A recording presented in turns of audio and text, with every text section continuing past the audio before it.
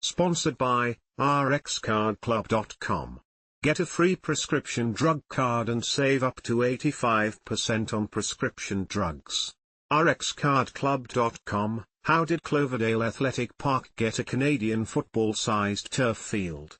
Battles over the pigskin have been raging in Cloverdale Athletic Park for more than 3 decades. The popular athletic ground has been home to football since before the first artificial turf field went in. The Cloverdale Community Football Association, CCFA, has been providing opportunities for kids to play football in the park since 1992. Yeera Sami, president of the CCFA, said his football association was playing on a grass field at Cloverdale Athletic Park, CAP, for more than a decade before the city changed it over to turf.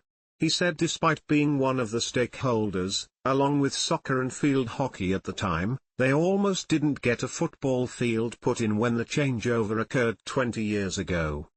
Nevertheless, Sami said it was the CCFA in the end who was responsible for getting the Canadian football-sized football field put in at CAP.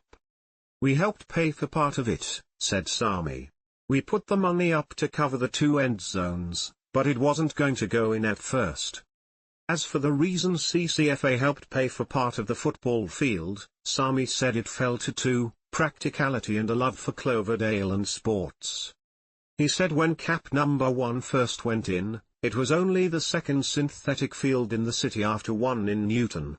Back then, in 2002, the city promised to bring football into a stakeholders meeting when the field planning process began, but Sami and CCFA didn't hear from the city. One day trucks just showed up and started tearing up softball diamond number 1 and a farmer's field. The new field was part of the expansion of CAP. When the CCFA finally figured out what was going on, they were in shock. "When I realized they were building an exclusive soccer field, I raised the issue with Parks and Rec," remembered Sami.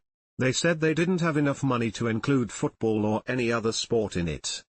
But Sami was adamant the field was multi-sport and wanted to include field hockey too. He said it was the right thing to do for sports in Cloverdale. Sami said he got nowhere with City of Surrey staffers.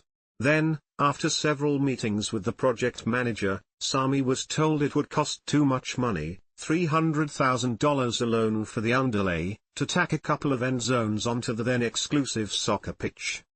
Sami then started working the phone. He found a Canadian company, FieldTurf, headquartered in Montreal, that could do the same job for a fraction of the cost.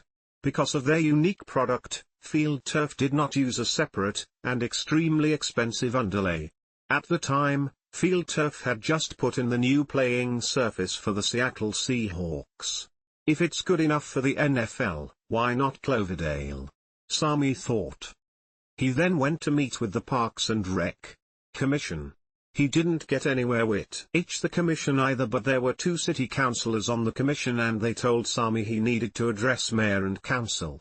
When Sami presented to council, his proposal was well received.